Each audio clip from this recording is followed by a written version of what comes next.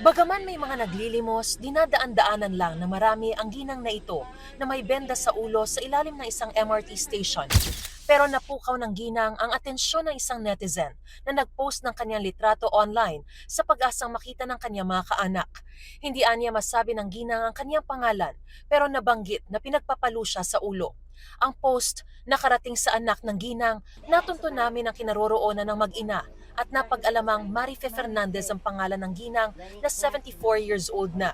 Ayon sa anak niyang si Emmanuel, may Alzheimer's disease na ang ina, kondisyon na nagdudulot ng pagkalimot ng pasyente at pagkawala ng kakayahang gumawa ng pang-araw-araw na gawain. Nawala po ito noong August. January 2 pa daw po na nasagasaan ng motor. Nang kumustahin ko si Nanay Marife, mas naalala na niya ang nangyari. Habang naglalakad daw sa kalsada sa Antipolo ng isang gabi. Hindi ko kakalain yung motor eh. Ayun, dumaan kami. Oh, tapos? Eskinita na. Ha? Pumasok pa yung motor. Oh, tapos? Ayun, nagasa. Lumalabas na January 2 pa siya nabundol ng motorsiklo, kaya nagkasugat sa ulo, mukha, mata at tuhod. Ayon sa anak, dinala si Nanay Marife ng nakabundol sa ospital pero tinapalan lang ng benda.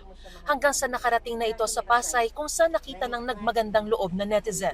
Dinala na nila si Nanay Marife sa Pasay General Hospital sa abiso na rin ng barangay.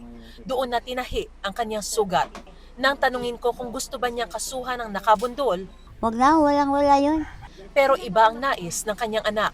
Gusto po siyang managot kasi siya napuruhan tapos hindi man lang pinabayaan man nila dun sa ospital. Wala pa raw report kaugnay sa insidente.